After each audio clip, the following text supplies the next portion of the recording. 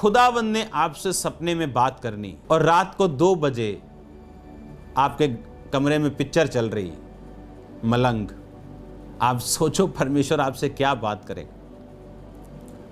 आपने अपनी लाइफ को, अपने माइंड को, कॉन्शियस को डिस्टर्ब कर लिया और अब रात को खुदावन आपको चेतावनी के जरिए बता सकता है कुछ, लेकिन आपको बिल्डिंग प्लान नहीं दे सकता। अगर मैंने अपने सपने में मसा पाया, उन दिनों में फोन्स ऐसे नहीं होते थे, दूसरे फोन होते थे, जहां मैं था वहां इंटरनेट नहीं था, टीवी था और एक ही चैनल चलता था वहां पे क्रिश्चियन, और 2-3 चैनल चलते थे न्यूज़ के, वो भी अच्छी वाली न्यूज़ जो क्लियर, भड़काऊ न्यूज़ नहीं। 1-2 चैनल क्रिश्चियन थे, बस वो था मेरे रूम में 21 दिन के लिए। बस प्रोग्राम देख लिया परमेश्वर का, सो गए, प्रेयर की, खाया, सो गए, फास्टिंग कर लिया, सो गए।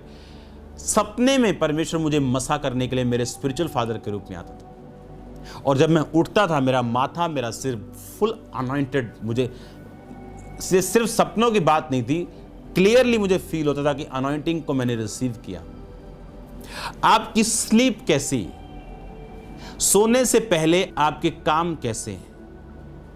अगर आप वर्ड ऑफ गॉड को डिक्लेयर करके प्रेयरफुली, बिब्लिकली नहीं सोएंगे तो परमेश्वर के लिए मुश्किल होगा सपने के जरिए आपको बिल्ड करना। आपका कॉन्शियस, मैंने ये आपको जो बताया है आपको बड़े ध्यान से समझना है। आप जितना अपने आप को क्लियर, क्लीन और अलग टाइम में रखेंगे, उसी दुनिया में रह के, आपको पहाड़ों पर नहीं जाना है, उतना अधिक आप अवेलेबल होंगे और आप टचेबल होंगे खुदावंद के लिए, कि वो आपके कॉन्शियस से, आपके स्लीप से बात कर सके। आप मार धाड़ वाली पिक्चर्स देखो, आपका कॉन्शियस डिस्टर्ब होगा और आपको बाद में मालूम होगा कि नहीं, मुझे ये नहीं देखना, चाहे सुपर हीरो की क्यों नहीं, क्योंकि हम टोटल अलग ताई में बुलाए गए, हम दुनिया की तरह नहीं बुलाए गए। और जितनी जिम्मेवारी किसके ऊपर ज्यादा है, उसको उतना ही काम करना पड़ता है, उतना ही कॉन्शियस अपना क्लियर रखना पड़ता है,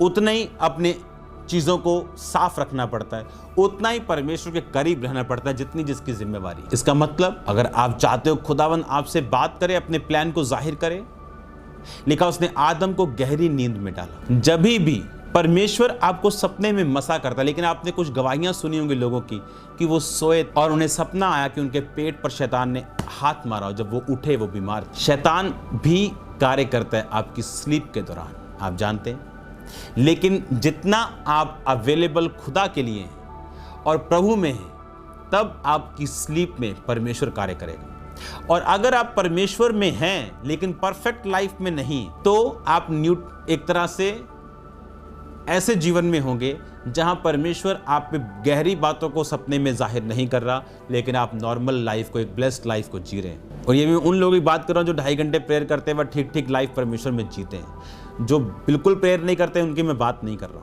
क्योंकि ये गॉड्स प्लान की मैं बात कर रहा हूं, जो उन्हीं लोगों के ऊपर रहता है जो इन चीज़ों से पार कर चुके हैं। अब सपने में, स्लीप में लिखा, परमेश्वर ने आदम को स्लीप में डाला और वो निकाला जिसको आदम को जिस चीज़ की ज़रूरत थी।